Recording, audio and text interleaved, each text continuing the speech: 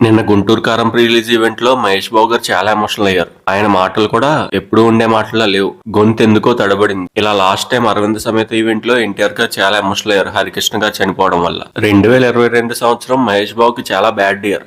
ఒకే సంవత్సరంలో తన కుటుంబంలో ముగ్గురిని పోగొట్టుకున్నాడు. కృష్ణ గారు, ఇందిరాదేవి గారు అండ్ తన బ్రదర్ రమేష్ బాబు గారు కూడా అదే సంవత్సరంలో చనిపోయారు. మహేష్ బాబు గారు మిగతా హీరోస్ లా అంత ఓపెన్ గా మాట్లాడరు, కానీ నేను స్పీచ్ లో మాత్రం అందరినీ ఏడ్పించేశారు. అసలు మహేష్ బాబు ఎందుకు ఇంత ఎమోషనల్ అయ్యారో తెలుసా? దానికి 2 కారణాలు ఉన్నాయి. ఇందులో మెయిన్ గా ఆయన తండ్రి సూపర్ స్టార్ కృష్ణ గారు చనిపోవడం. కృష్ణ గారు చనిపోయాక మహేష్ బాబుది వస్తున్న మొదటి సినిమా ఇది. కృష్ణ గారు బతుకున్నప్పుడు మహేష్ బాబు గారి ఆఖరి సినిమా సర్కార్ వారపాట మూవీనే. ఆయన చనిపోయాక వచ్చే మొదటి సినిమా ఇదే. నిన్న స్పీచ్ లో మహేష్ బాబు కూడా చెప్పారు, నా సినిమాలు రిలీజ్ అయినప్పుడు నాన్నగారు చూసి ఎలా ఉందో నాకు చెప్పి ఆయన సంతోషపడేవారు. ఆయన నా రికార్డుల గురించి, కలెక్షన్స్ గురించి చెప్తుంటే నాకు చాలా సంతోషంగా ఉండేది. ఇప్పటి నుండి ఇవన్నీ నాకు ఎవరు చెప్తారు, ఆయన లేకపోవడం చాలా బాధగా ఉందని చెప్పి ఎమోషనల్ అయ్యారు. స్పీచ్ లో అంత ఎమోషనల్ అవడానికి రెండో కారణం ఏంటంటే మహేష్ బాబు హీరోగా ఎంట్రీ ఇచ్చి 25 సంవత్సరాలు అయింది. ఆయన హీరోగా మొదటి సినిమా 1999లో రాజ్ కుమారుడు మూవీతో ఎంట్రీ ఇచ్చారు. ఈ 25 సంవత్సరాలు ఆయన ఫ్యాన్స్ ఆయనకి ఎంత సపోర్ట్ చేశారో చెప్పారు. ఈ వీడియో నచ్చితే ఒక లైక్ చేయండి.